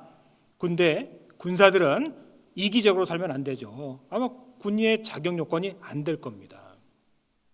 명령에 살고 명령에 죽기도 하는 것이 군대의 가장 기본적인 특징 아니겠습니까? 자, 에스겔 37장의 그 환상의 말씀처럼, 모습처럼 믿는 자 속에는요, 설명할 수 없지만 경험할 수 있는 변화들이 지속적으로 생겨나게 되는 겁니다. 그러니까 아까 말씀에서도 그런즉 누구든지 그리스도 안에 있으면 새로운 피조물이라. 새로운 피조물이라 말씀하시죠. 뭔가 좀 부족하고 연약했던 것을 보완하고 보충해줬다는 뜻이 아니에요. 이전 것은 지나가고 새 것이 되었도다. 카이노스. 이전 상태가 아니라는 겁니다. 전혀 다른 사람이 되었다라는 거예요. 주님은 우리를 그렇게 보고 계시고 나에 대해서 그렇게 기대하고 계신 거예요. 그러니까요, 지나간 것에 얽매일 필요가 없습니다. 오늘 내게 주신 생명과 이 기회와 시간 안에서 부족할지라도 최선을 다해서 주님을 섬기면 되는 거예요. 그렇지 않습니까? 그걸 주님이 기대하신다고요. 내 스스로 정말 새 것이 되었나? 그 내가 점검해 봐야지 누가 점검해 보겠습니까? 그게 되고 난 다음에 돌아볼 필요가 있어요.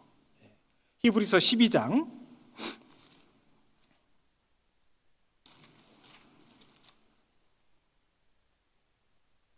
히브리서 12장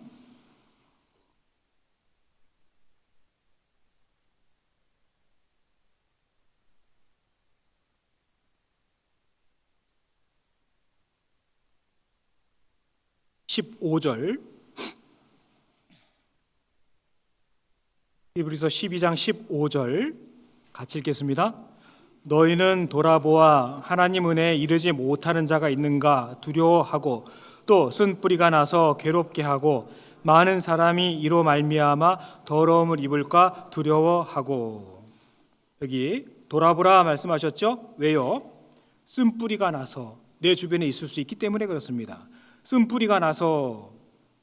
자, 이 말은요, 어쩌면 우리가 지금처럼 이렇게 같이 신앙생활을 했고 다 같이 구원받는 줄 알았는데 아닌 사람이 있을 수가 있는 거예요. 그거 돌아보라는 겁니다. 어떻게 돌아볼까요? 정말 감사한 게요, 우리 교회 안에는 성경 강연회가 주기적으로 있지 않습니까? 수양회도 있지 않습니까? 그게 얼마나 감사한지 모르는 거예요. 자연스럽게 돌아볼 수 있는 기회를 제공해 주거든요. 내 자신뿐만 아니라 내 사랑하는 내 곁에 같이 신앙생활하고 있는 이들에게도 동일한 기회를 주시기 때문에 그렇습니다. 하나님 은혜에 이르지 못하는 자가 있는가 두려워하고 쓴 뿌리가 나서 괴롭게 하고. 자, 쓴 뿌리 있을 수 있는 거예요. 돌아볼 필요가 있는 겁니다. 내일 저녁에 전도 집회가 있습니다. 서로 연락하셨죠? 몇 시 어디서 만나서 같이 옵시다. 아니면 누구 같이 데리고 옵시다. 뭐 교회당 일찍 와서 봉사 좀 합시다. 네. 그 구역별로 조별로 계획하고 계시죠? 네. 그리고 또 하나, 내일은 좀 몇 시간 전에 일찍 와서 보일러 좀 일찍 틀어놓읍시다. 네. 그래야 되는 거예요. 오늘 일기예보가 다 나왔잖아요. 오늘 날씨 춥다고. 그럼 평소처럼 오면 안 되죠. 한밤중에 와서 보일러를 틀고 가시든가. 괜찮습니다. 예. 자꾸 콧물이 나가지고. 돌아보아 말씀하셨지 않습니까? 돌아봐야 되는 거예요. 이게 하나의 명령입니다. 어떤 분들은 그래요. 아유, 왜 이렇게 전도 집회를 자주 하는지 모르겠다고. 답을 알려드릴까요? 구원이 그만큼 중요하기 때문에 그렇습니다. 저는 그게 답이 된다라고 생각해요. 집회에 정말 단 한 명이라도 제대로 구원받다면은, 받을 수만 있다면은요, 집회 정말 자주 해야 됩니다. 더 많이 해야 됩니다. 결코 헛된 게 아니기 때문에 그래요. 우리 수백 명이 모여서 한 명만 구원받았다 할지라도 그건 정말 억만 배, 천만 배 남는 장사가 되는 거예요. 그래서 자주 해야 되는 거예요. 아우성이 터져야 됩니다. 목사님 집회 좀 늘려주십시오. 구역 집회, 뭐 집회, 우리 교회 집회 많은 거 잘 알고 있습니다. 그게 좋은 거예요. 그게 잘하는 겁니다. 힘들어도 그게 잘하시는 거예요. 설령 이번에 지난 집회 구원을 못 받았다? 괜찮아요. 그때 박가리가 되고 다음번에 또 연결될 수 있거든요. 그때 하루 참석했다가 다음번에 이틀 또 참석할 수 있거든요. 절대 손해 안 본다니까요. 왜 집회를 자주 합니까? 왜 수양회를 그렇게 자주 합니까? 구원받는 것이 그렇게 중요하기 때문에 그렇습니다. 왜냐? 여기 너희는 돌아보아. 우리 주변을 돌아볼 필요가 있어요. 대놓고 말은 못해도요, 기도해 줄 사람들이 얼마나 많이 있습니까? 쓴뿌리가 있을 수가 있기 때문에 이 말씀 기록해 두시지 않았겠습니까? 주님 오시는 그날 같이 기쁜 마음으로 주님 공중에서 주님을 만나고 영접해야 되는데 남겨진 자가 있다면 그거만큼 슬픈 게 어디 있겠습니까? 우리 이 워싱턴 지역에도 눈이 많이 왔습니다만 캐나다에 진짜 눈 많이 오거든요. 정말 많이 옵니다. 많이 오는데요. 실제 이런 일이 있었습니다. 어떤 사람이 퇴근해서 집을 찾아가는데 눈이 너무 많이 온 거예요. 눈이 너무 많이 왔어요. 도로가 덮이고 분가를 할 수가 없는 거예요. 밤새 집을 찾다가 못 찾고 결국 차에서 있다가 결국 얼어 죽은 사건이 있었거든요. 제가 듣기로는 콜로라도에서도 그런 사건이 있었다고 합니다. 눈이 너무 많이 와가지고서 차에 가스는 다 떨어지고. 근데 너무 안타까운 게 뭐냐면요, 그 다음 날 눈이 이제 점점 제거가 되고 조금 더 가는데 보니까요, 그 사람이 바로 집 앞에서 죽은 거예요. 바로 집 앞에서. 천국 당연히 가겠지라고 생각했는데 천국 문 앞에서 못 들어가면 어떻게 하겠느냐 말입니다. 그거 도와줘야 되지 않겠어요? 그래서 돌아보아라고 말씀하시는 겁니다. 특히 지금 이 시대는요, 시대 자체가 개인 중심이고 이기주의가 아주 팽배해있는 그런 시대지 않습니까? 다 자기 중심적이라고요. 자기 중심적으로. 자기 마음에 들면은 그거 잘한 거, 자기 마음에 안 들면 그건 잘못된 거, 이런 세상이요 지금 세상에 가득 차 있습니다. 그리고 또 하나 이 시대의 특징이 뭐냐면요, 무감각한 시대예요. 아주 말초적인 거. 실제 과학자들이 그러죠. 그 쇼츠 같은 거 보지 말라고 하잖아요. 뇌가 썩는다고. 진짜로 생각하는 사고의 깊이가 옅어져요. 대신 책을 많이 읽어야 됩니다. 자, 어쨌든 지금은 아주 감각적인 것에 아주 익숙한 시대인 겁니다. 근데 놀랍게도 예수님 당대에도 그랬잖아요. 예수님 당대에도 그랬습니다. 세례 요한이 회개 세례를 전파해도 가슴을 치며 아파하는 사람이 없었어요. 예수님이 복음에 대해서 말씀을 하셔도 기뻐하고 춤추는 사람이 없었습니다. 우리 마태복음 11장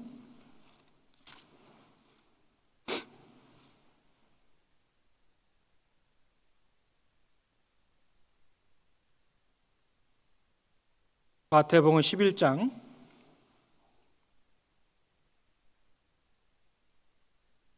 17절 같이 읽겠습니다. 가로되 우리가 너희를 향하여 피리를 불어도 너희가 춤추지 않고 우리가 애곡하여도 너희가 가슴을 치지 아니하였다 함과 같도다. 이게 슬픈 얘기예요. 누군가가 슬퍼하면 같이 슬퍼야 되고 누군가가 기뻐하면 같이 기뻐해야 되는데 지금 세대가 그런 겁니다. 무감각합니다. 그리고 또 무정합니다. 이기적입니다. 자기중심입니다. 그런 세대 속에 사실 크리스찬들도 살고 있는 거예요. 그러니까 경계하고 점검해 봐야 돼요. 내가 그렇게 살아가고 있지는 않은지, 나도 모르는 사이에 그렇게 오염되고 있지는 않은지, 내 생각도 조금 이렇게 달라지고 있지는 않은지 그걸 생각해 봐야 됩니다. 제가 청년 때만 하더라도요, 뭐 전사님이나 누가 어른들이 형제 와서 이것 좀 저기 하지 그러면 예. 내가 지금 밥을 먹으러 가고 그 상관이 없어요. 어른들이 얘기하시면은요, 예. 그 다음에 근데 이걸 왜 시키지? 그건 나중에 생각할 수 있어요. 근데 요즘 많은 젊은이들이 그렇지 않습니다. 자, 잠깐 이것 좀 하지 그러면 그래요. 유심히 보십시오. 그런 청년들 많습니다. 뭐 시키면은요, 그래요. 물론 하긴 해요. 근데 가 먼저 나와요. 머리 굴리는 거예요. 머리 굴리는 거예요. 제가 청년들 관심이 많거든요. 보편적으로 그렇습니다. 바로 이게 드물어요. 그렇다고 청년들을 제가 뭐 비난하거나 그런 건 그러니까 가르쳐야죠. 그러니까 가르치고 본이 되어야 되겠죠. 시대 자체가 그렇단 말입니다. 먼저 머리를 굴려요. 그리고 받아들일만 하면은 남들 눈이 있으면 혹은 그 팍팍팍 생각한 다음에 하는 경향이 있어요. 그러니까요, 이론적으로는 알죠. 그러니까 하다가 하긴 해요. 근데 몸이 익숙하지가 않은 거예요. 교회 생활 속에서도 몸이 익숙하지가 않은 겁니다. 진짜 훈련된 사람들은요, 운동선수나 아니면 올림픽에 나가는 분들, 군인들 몸이 반응한다는 말 흔히 듣지 않습니까? 교회가 그래야 돼요. 특히 청년들 몸이 반응해야 돼요. 그게 아니고 가 나오는 거는 아직 훈련이 덜 됐다는 뜻이에요. 하면 혀를 쑥 뽑아버려야 돼요. 근데 다행히 우리 구원받은 청년들이기 때문에 대부분 순종적입니다. 진짜예요. 제가 뭐 수습하는 게 아니고요. 그러니까 살 맛이 나는 겁니다. 그래서 그런 세대 속에 살고 있기 때문에 우리도 내 자신을 점검할 필요도 있는 거거든요. 전도 집회 해보면은 좀 개인적인 의견입니다만 없지 않아 느낄 수가 있습니다. 예전하고 좀 다른 것 같아요. 예전이 좋았다라고 하는 말이 지혜가 아니라고도 하셨습니다만, 예전만 해도 누군가가 구원받았다고 하면은요, 나하고 전혀 상관없는데도 불구하고 막 같이 울고 그랬어요 하고 같이 좋아하고 그런 게 많았거든요. 만일에 누군가 말씀을 듣다가 멈췄다 그러면 마음이 답답한 거예요. 오늘 밥 못 먹겠다고 막. 내가 전도하는 사람도 아닌데 그러는 겁니다. 요즘 어떤가요? 어느 구역에서 누가 새로 오셨는데 어제는 왔는데 오늘 또 못 왔습니다. 어떠십니까? 같이 기쁘고 혹은 같이 낙담되고 그거 어떻게 해야 될까? 그런 생각들 하고 계십니까? 그리고요, 요즘에는요, 전도 집회 말씀 쫙 한 번 듣고서 구원받는 분들도 적다라고 어르신들 많이 말씀하시죠. 물론 그게 개인적인 그 느낌이기 때문에 정확하지는 않을 수 있겠습니다만 보편적으로 그런 말씀들을 많이 하십니다. 집회 한 번 듣고 구원받기도 쉽지 않고, 그리고 또 구원받았다 하더라도 그분들의 간증이나 그 이후의 패턴들을 보면은요, 이전처럼 막 그렇게 감사하는 분들도 좀 많지는 않은 것 같습니다.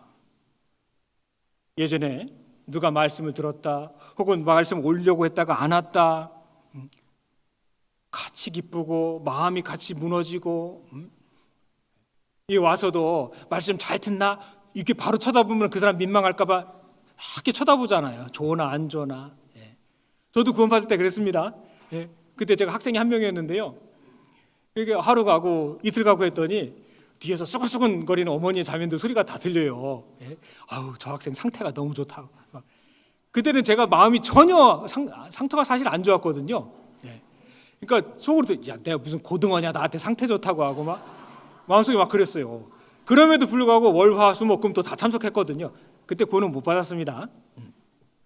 그러니까요.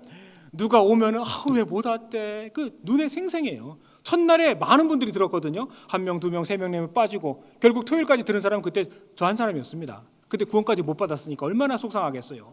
그러니까 다들 서글퍼하시고 글쎄 요즘에도 표현을 잘 못해서 그런 거 어떨지 모르겠습니다만 세상 자체가 그렇게 변해가고 있다는 것도 분명한 사실입니다.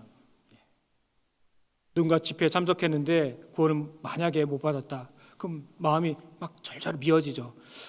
저거 어떡하냐, 저러다 죽으면 어떡하냐 싶어서 잠도 안 오고, 내가 전도한 사람도 아니에요. 그런데 복음 말씀까지 들었는데 뜨뜻미지근하다. 그럼 집에 돌아가서도 뒤척뒤척 어떡하지, 아직 못 가겠더라고 하면은 그런 마음이 내 속에 있느냐 말입니다. 어디에 가장 신경 쓰고 우리가 살고 있습니까? 내 스스로에게 봐야 돼요. 나는 지금 어디에 가장 많은 시간을 들여서 마음을 들여서 살고 있는가? 내가 가장 많이 생각하는 게 무엇이냐? 그게 그 사람이에요. 가장 많이 생각하고 있는 게. 전도 집회 요즘 시대 일주일 내내 누군가 데려오기 쉽지는 않죠. 근데 한 사람을 하루는 못 데려올까요? 진짜 노력하면은 하루는 100명은 데려오기 어렵다 하더라도 한 명은, 또 하루는, 일주일은 어렵다 하더라도 하루는 좀 말씀 듣는 것도 어려우면 어떻게 그냥 이렇게 저기 해가지고서 와서 밥이라도 먹고 가라고. 그런 속에서 주님 역사하실 것을 우리는 믿어야 됩니다. 소돔 고모라가 멸망당할 때 그 성 안에 있었던 사람들은 전혀 눈치채지 못했어요. 계속 타락된 삶을 살아가고 있었습니다. 도리어 그 바깥에 있었던 아브라함이 먼저 알았잖아요. 이 세상에, 타락된 세상 속에 타락이 무엇인지도 모르고 그렇게 낳고 살다 죽는 것이라고 생각하는 사람들을 일깨워 줄 수 있는 사람들은 세상 사람이 아닌 겁니다. 그죠? 세상과 구별된 사람이 글리가면 안 된다고 얘기해 줘야 되는 거예요. 그게 크리스찬이에요. 그게 구별된 사람들인 겁니다. 그게 교회 구원받은 우리들이라고요. 그렇기 때문에 구원받은 사람들이 변하면 안 돼요. 세상적으로 변해가면 안 됩니다. 마음이 냉랭해지고 내 중심적으로 살아가고 오직 내 새끼, 오직 내 가족, 교회 그런 게 어디 있습니까? 주님 안에서 하나인데 마음을 넓혀야 돼요. 세상이 너무너무 타락된 쪽으로 가고 있습니다. 제가 젊은 친구들 상담할 때도, 구원 안 받은 분들 이렇게 상담할 때 보면요, 아이고 이거 내 자녀 같았으면 벌써 한 방 올라갔겠다 싶은 경우들이 많아요. 그러니까 세상적으로 이제 목사니까, 목사는 뭔가 대항할 수단과 방법이 없다는 걸 알거든요. 그러니까 함부로 하는 친구들도 있어요. 괜찮아요. 문제 안 돼요. 왜 문제 안 되는 줄 아세요? 저는 그보다 더 했거든요. 그러니까 제가 한 집 그대로 받는 게 많아요. 그리고 또 하나 드는 생각은, 내 같은 인간도 구원 받았는데 얘가 구원 못 받을 리가 없지. 진심으로 그 마음이 듭니다. 분명한 것은 세상이 이전과 같지 않다라는 겁니다. 기도하고 있다면 더 해야 돼요. 봉사하고 있다면 더 해야 돼요. 봉사 1개, 2개, 3개, 5개 할 수 있는 분도 있습니다. 그럼 해야죠. 목사님께 때를 떠서라도 해야죠. 시키지 않은 봉사도 해야 됩니다. 얼마나 손길 갈 게 많아요. 내일부터도 마찬가지입니다. 누가 시키지 않아도 일찍 와서 보일러 틀어놓고 내일 새로 말씀 들으러 오실 거 아니에요. 이 넓은 간당을 뜨뜻하게 대피려면은 1-2시간 전에 틀어서는 안 될 것 같은데요.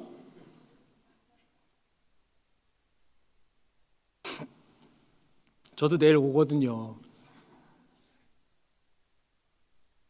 그래서 내가 진짜 우스갯소리가 아니고요, 복음 말로만 알고 있는 거 아닌지 철저하게 점검해 봐야 됩니다. 홈리와 비느하스, 하나님 보실 때 저희는 불량자라 썩었다라고 말씀하셨죠. 여호와를 알지 못하더라. 나는 안다고 생각하는데 하나님 볼 때는 아니라고 하실 수가 있는 겁니다. 그래서 어중간한 상태에 있으면서 그래도 내가 구원은 받았는데 날짜도 있는데 봉사도 하고 있는데 직분 갖고 있는데 아닙니다. 기초서부터 다시 한번 점검해 봐야 되는 거예요. 특히 세상과 교회와 양다리 걸치고 살면서도 아무렇지도 않게 살아가는 분들이 있다면요, 정말 비극적인 결과를 맞이할 수도 있습니다. 정말 그런 분이 있다면요, 제일 힘들어요. 왜냐? 차라리 나는 못 믿겠어, 나는 안 믿어요 라고 말하면은 이렇게든 저렇게든 알려주려고 노력하고 권면이라도 할 텐데 적당히 사는 거예요. 마치 카멜레온처럼. 레이기에 칠면석척이라고 나오죠. 그 도마뱀이죠. 카멜레온입니다. 칠면 7가지 색깔 얼굴을 갖고 있다는 뜻인 거예요. 교회에서는 형제님 세상에 나가서는 세상 사람들처럼 합당치 않다라는 겁니다. 크리스찬은요, 가난해도 크리스찬, 건강해도 크리스찬, 병들어도 크리스찬, 부해도 크리스찬, 교회에서도 크리스찬, 밖에 나가서도 크리스찬인 거예요. 변하지 않는 거라고요. 하나님 자녀이신 분이 어떻게 장소에 따라 형편에 따라 만나는 사람에 따라 변할 수가 있겠습니까? 아니라니까요. 우린 여기서밖에 못 보잖아요. 그죠? 내가 어떤 모습으로 살고 어떤 말을 주로 하고 사는지 알 수가 없잖아요. 간증 시간에 간증하는 거 진짜 중요합니다. 모임이 다 월별 계획으로 예정돼 있죠? 내가 그날 가서 간증 순서가 오든 안 오든 간증 준비해 갖고 하셔야 돼요. 간증하기 어렵다는 거 잘 알고 있습니다. 그럼 써서라도 갖고 가셔야 되는 겁니다. 하나님 앞에 간증하는 거거든요. 주님과 교제하는 거거든요. 사람들한테 듣기 좋은 소리 하는 게 아니고요. 적어서라도 갖고 하셔야 되는 거예요. 마이크가 왔는데 저 할 얘기 없어, 다음에 할게요. 절대 안 됩니다. 절대라는 말을 붙이면 좀 죄송한데요. 그러시면 아니 되옵니다. 그러시면 아니 되옵니다예요. 그 주님 앞에 무례한 거라고 생각되지 않습니까?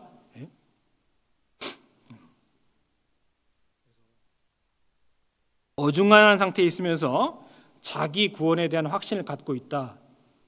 정말 무서운 일이라 생각합니다. 양당 간에 결정하실 필요가 있습니다.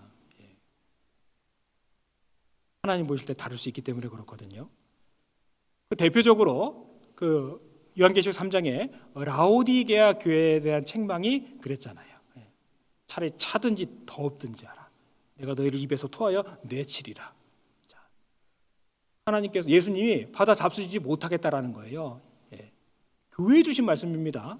라오디게아 교회에게 주신 말씀이에요. 근데 왜 그들은 차지도 아니고 뜨뜻하지도 아니한, 뜨겁지도 아니한 그런 삶을 살아갔을까요? 이유가 그 앞에 나와 있지 않습니까? 아멘이 없었던 거예요. 예전에 배우셨죠? 홍 목사님 오셨을 때 아멘이 없었다니까요. 요한계시록 3장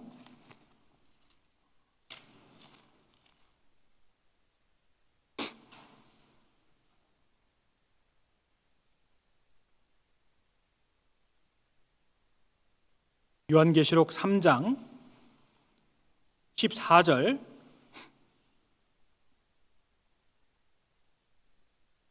같이 읽겠습니다. 라오디게아 교회의 사자에게 편지하기를 아멘이시요 충성되고 참된 증인이시요 하나님의 창조의 근본이시니가 가라사대. 자, 라오디게아 교회를 향해서 말씀하실 때 예수님이 어떤 분인지를 설명하셨습니다. 그 중에 아멘이시요 충성되고 참된 증인이시요. 아멘이 없으니까 충성도 없고 증인이 될 수가 없는 겁니다. 내가 정말 성경 말씀을 하나님 알겠습니다. 교회에서 주어진 일들 속에 그렇게 하겠습니다. 그러고 있느냐 말입니다. 그러니까 아멘이 없는 거예요. 아까 청년들 말씀드렸죠? 이게 나오는 거. 아멘이 되면 좋은데 생각하는 거예요. 그러니까 뜨뜻미지근하게 되는 거죠. 양다리 걸치게 되는 겁니다. 알겠습니다.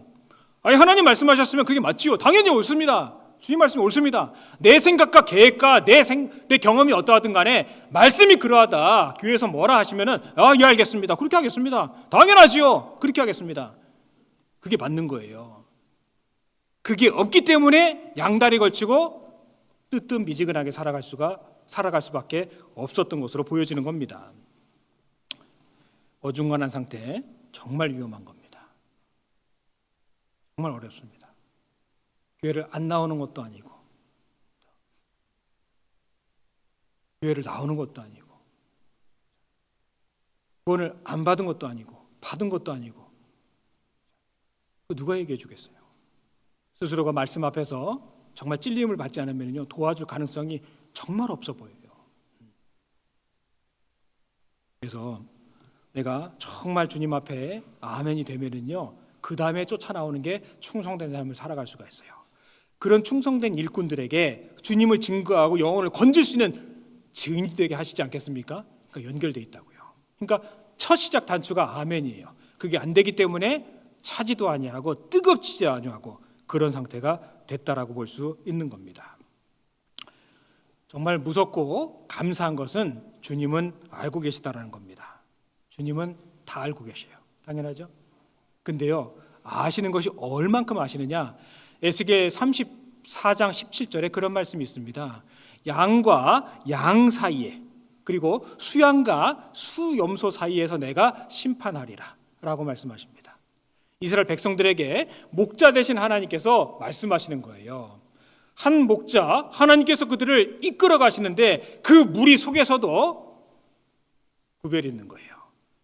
어떤 양이 그 먹다 남은 꼴을 발로 밟는지, 어떤 양이 그것을 발로 밟아가지고서 흙탕물로 만들고 있는지, 또 어떤 염소가 양을 힘없다고 밀치는지, 그 말씀이 예레미야 34장에 기록이 되어 있는 거, 에스겔 34장에 기록이 되어 있는 겁니다. 다 아신다라는 말씀 반복되어 있습니다. 에스겔 34장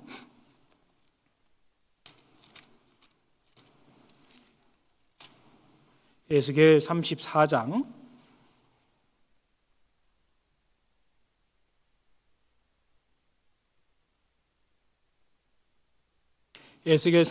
17절 나 주 여호와가 말하노라 나의 양떼 너희여 내가 양과 양 사이와 순양과 순염소 사이에 심판하노라. 너희가 좋은 꼴 먹을 것을 작은 일로 여기느냐? 어찌하여 남은 꼴을 발로 밟았느냐? 너희가 맑은 물 마신 것을 작은 일로 여기느냐? 어찌하여 남은 물을 발로 더럽혔느냐? 20절 그러므로 주 여호와께서 그들에게 대하여 말씀하시기를 나 곧 내가 살진 양과 파리한 양 사이에 심판하리라. 너희가 옆구리와 어깨로 밀들이고 모든 병든 자를 뿔로 받아 무리로 밖으로 흩어지게 하는도다. 주님은 다 알고 계신다라고 반복해서 말씀하고 계십니다. 주님은 아실 수밖에 없어요. 그분은 선한 목자시거든요. 그러니까 항상 양떼에 개별적인 양 자체에 관심이 가장 크신 겁니다. 가만히 지켜보고 계신 거예요. 말씀이 없으신 것 같지만 개입하지 않는 것처럼 보이지만 다 보고 계신 거예요. 때가 되면 개입하신다는 뜻이 되는 겁니다.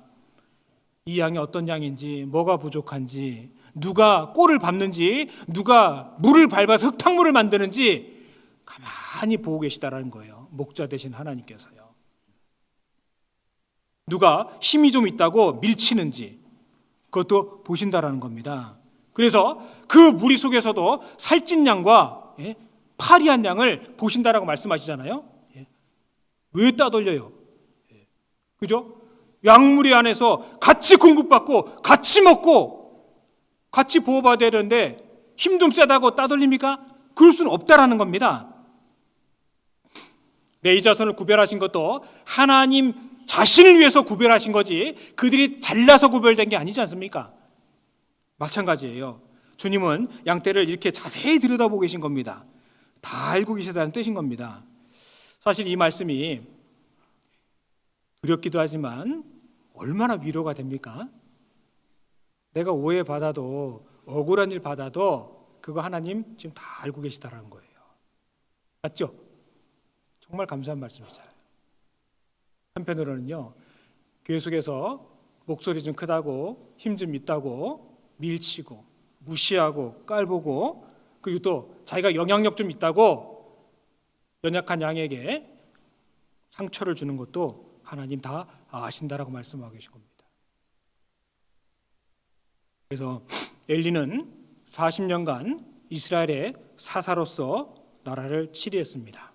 그러나 그의 결과는 정말 안타깝고 비참했습니다. 특히 자식에 관한 사건은 더욱더 가슴을 아프게 합니다. 왜 그런 말씀이 낱낱이 기록되어 있을까요? 우리 보라는 거죠.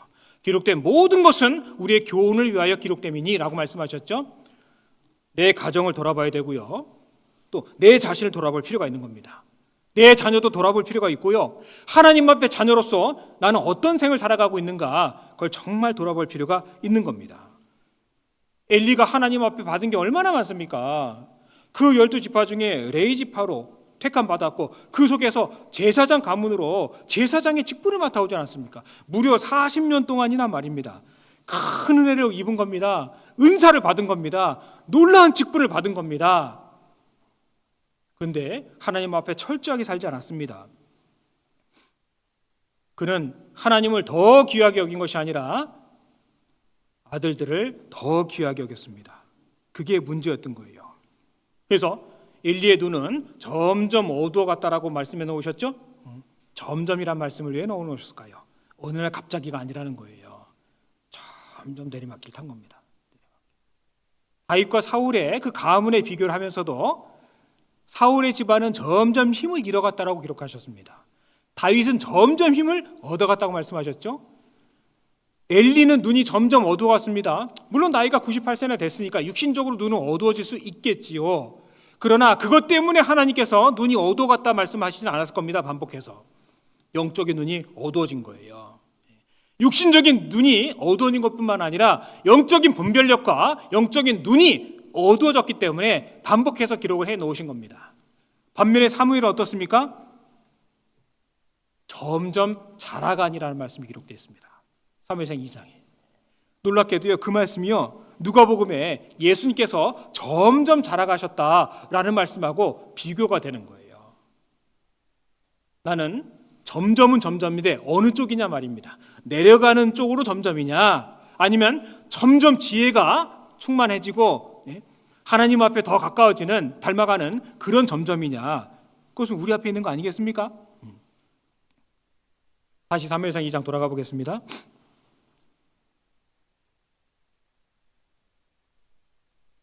사무엘상 2장 29절.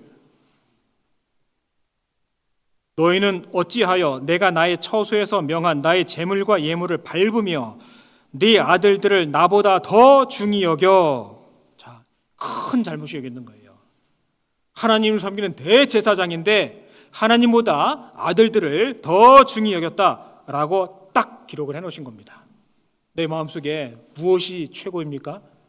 무엇을 가장 중요하게 생각하고 있습니까? 구원받은 사람은요, 이 세상 누구보다도 그 무엇보다도 하나님을 경외하고 주님을 사랑하는 사람이 마땅한 겁니다. 아브라함이 그랬잖아요. 욥이 그러했잖아요. 10자식을 다 잃었어도 그 순전함을 버리지 않았습니다. 한나가 그러했잖아요. 한나는요, 남편이 주는 그 어떤 재물이나 그 어떤 보화보다도 하나님을 더 사랑했습니다. 어떻게 알아요? 사무엘을 바쳤지 않습니까? 만일 하나님보다 더 귀중하게 여기는 것이 정말 내 마음속에 있다면 그것은 능히 주님의 제자가 되지 못한다라는 것을 생각해야 될 것입니다. 그래서 여기 33절, 2장 33절. 내 단에서 내가 끊어버리지 아니할 너의 사람이 내 눈을 쇠잔케 하고 네 마음을 슬프게 할 것이요 네 집에 생산하는 모든 자가 젊어서 죽으리라. 네 두 아들 홈리와 비나스가 환난에 죽으리니 그 둘에 당할 그 일이 내게 표징이 되리라.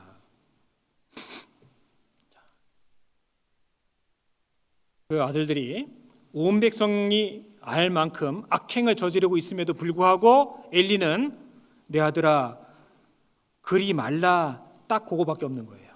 내 아들아 그리 말라. 분명히 잘못한 거죠. 분명히 잘못한 거죠. 그래서 결국 그 아들들이 그렇게 비극적인 삶을 마감할 수밖에 없었습니다. 반면에 사무엘은요, 점점 자라가면서 하나님과 여호와께 은총을 받았습니다. 그 앞에 26절, 2장 26절 같이 읽겠습니다. 아이 사무엘이 점점 자라매 여호와와 사람들에게 은총을 더욱 받더라. 사무엘은 점점 자라가면서 은총을 받았습니다. 3장 2절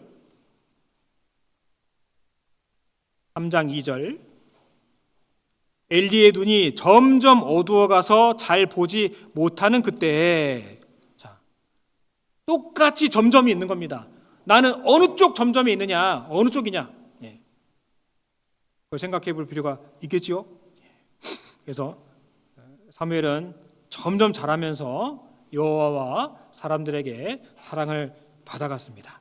이게 어떻게 보면은요, 우리가 구원받은 이후에 신앙이 성장하는 모습이 이렇게 예쁘고 아름다우면 좋겠다라는 하나님 마음이 있으신 것 같습니다. 이 사무엘은요, 하나님의 은총만 받은 것이 아니라 사람들에게도 사랑스러운 은총을 받았다라고 성경 말씀하셨습니다. 그래서 누가복음 2장 52절에 그 예수님이 어리셨을 때 그 지혜와 키가 자라가며라고 기록해 놓으셨죠. 하나님과 사람에게 더 사랑스러워 가더라라고 말씀하신 부분하고 좀 이렇게 연결이 되는 것 같아요. 그러니까 우리에게도 마찬가지입니다. 내가 구원받았다, 아니죠. 거기서 멈춰서는 안 되는 겁니다. 거기서 자라가야 돼요. 하나님 앞에 또 사람들에게도 은혜를 끼치는 그런 삶의 모습을 하나님께서 기대하시기 때문에 이런 말씀들을 기록해 놓으셨다라고 생각이 됩니다. 사실 아이들이 자라가는 것처럼 신앙도 성장하는 게 마땅할 겁니다. 신앙이 성장한다, 그 다른 말로 하면은요, 책임감이 좀 커지는 것일 수 있어요. 교회에 대해서 혹은 이 복음에 대해서. 아이들은 책임감이라는 게 사실 작지요, 아니면 없거나. 예를 들어 엄마 아빠는, 어머니 아버지는 아무리 몸이 힘들어도 돈 벌러 나갑니다. 먹여 살려야 될 자식들이 있기 때문에 대부분 그렇죠. 아이들은 그렇지 않죠.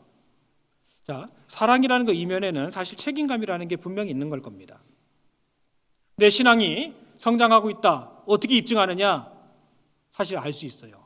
책임감이 커지는 겁니다. 그리고 하나님께 의뢰하는 게 점점 커지는 거예요. 내 시간을, 물질을, 내 가족을, 내 생명까지 하나님께 믿고 맡기고 의지하는 게 점점 커지는 거예요. 내가 알거든요, 과거에 비해서. 그래서 이전에는 내가 주일만 나오는 것도 헐떡거렸는데 이제는 수요 말씀도 잘 나오고, 혼자 나오는 게 아니라 누구 같이 가자 태워갖고 나오고, 구역 모임 나오고, 수양관 몇 번씩 갔다 오고. 사실 그거요, 처음부터 그러지 않은 분들 많습니다. 시간 지나가는 속에서 점점 주님께 내 시간을 맡기고, 물질을 맡기고, 주님께 의뢰하는 마음이 점점 커지는 거예요. 우리가 어르신들에게 항상 말씀을 듣지 않습니까? 언제 철들래? 저도 돌아보면 그런 것 같아요. 지금도 아마 70, 80 되신 어르신들 보면 아이고 저 최 목사 언제 철드나, 분명히 그런 생각 하실 겁니다. 감사하죠. 근데요, 그때는 모르는데 살아보니 알겠더라 하는 거 많이 있지 않습니까? 어르신들 많이 계셔서 송구스럽습니다만, 그때는 내가 꽤 아는 것 같았는데 지나고 보니 알겠는 게 그런 게 있는 거예요.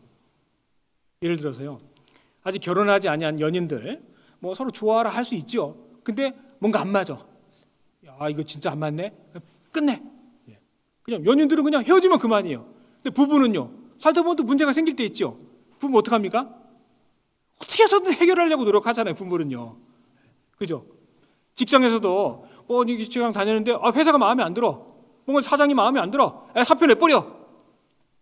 근데 사장은요, 회사가 어려워지면은 어려운 대로 밤잠 못 자면서 그 해결하려고 노력을 하는 겁니다. 어떻게 해서든 버티는 거예요, 사장은요.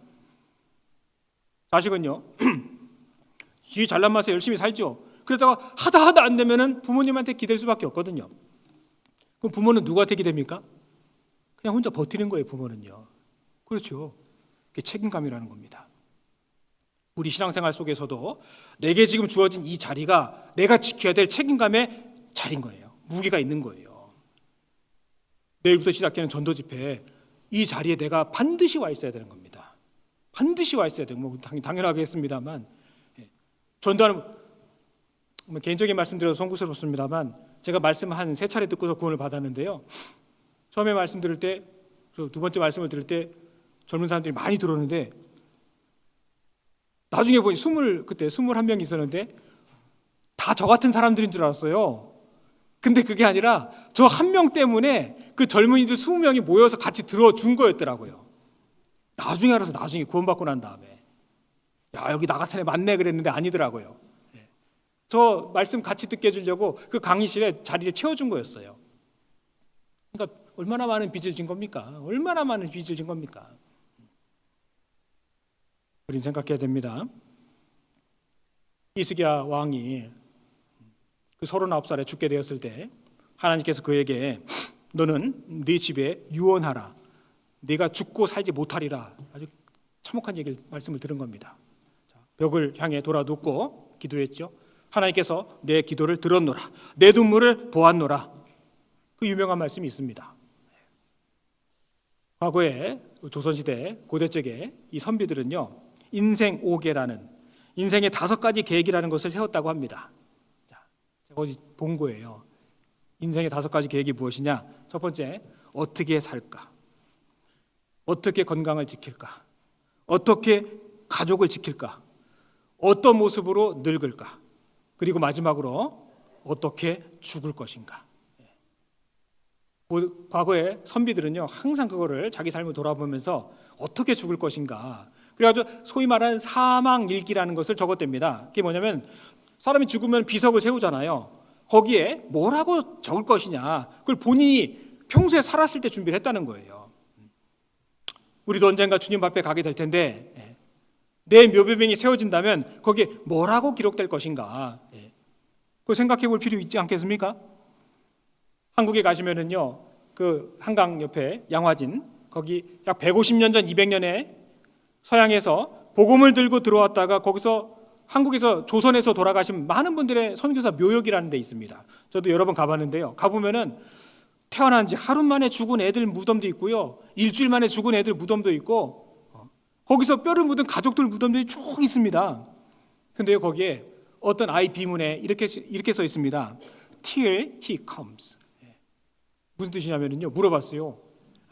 나는 주님 오실 때까지만 이 자리에 누워 있는다. 뭐 그런 뜻이라는 거예요. 뭐 멋지지 않습니까? 루비 캔들이 텍사스에서 25살에 한국으로 파송이 됐습니다. 1년 만에 장티푸스로 죽었습니다. 그녀가 편지 보낸 게 지금도 회자되잖아요.